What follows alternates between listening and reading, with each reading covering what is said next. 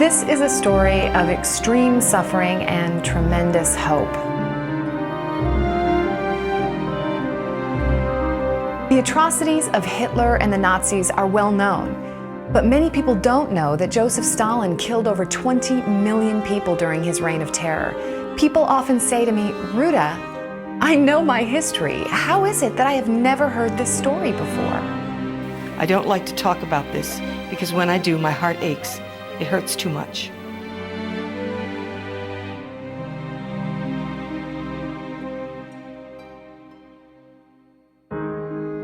I've always been interested in my Lithuanian heritage, and growing up in the States with a name like Ruta Sepetys, which in Lithuanian is Ruta Sepetys, has always raised questions. People hear my name and they say, "What are you?"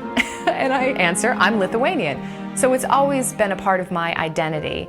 But it was when I was in Lithuania meeting with cousins and I naively asked, "So, do you have any photos of my grandparents or of my father?"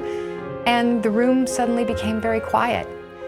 And they said, "No, Ruta, we had to burn them all. We couldn't let anyone know that we were related to your grandfather." And that's when I knew that I had to tell this story.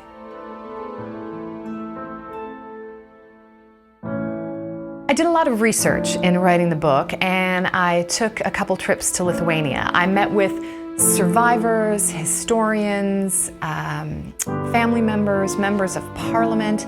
I spent time in an actual train car that was used for the deportations, and I also spent time in a Soviet prison. There were so many labor camps across Siberia. I decided to write about the people who were deported to the Arctic because the conditions were just so unfathomable.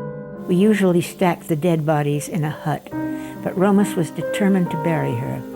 So he chopped a hole in the ground.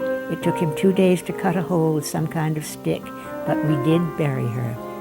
And then after that, we were totally on our own, and we were on death's doorstep all the time. One survivor in particular, Irena, spent hours with me, and she gave me such vivid detail, and I was so moved. And I've incorporated quite a few details that Irena told me about her family's experience into the novel. From inside one of the cattle cars, packed with men, someone called to me, and he pulled off his wedding ring and slipped it to me through the slat. "You will need this to feed yourselves. Give this to your mother. You'll need it for food. And tell Romas, from now on, he's got to take care of the family." Then the soldiers grabbed me and dragged me back to the other car.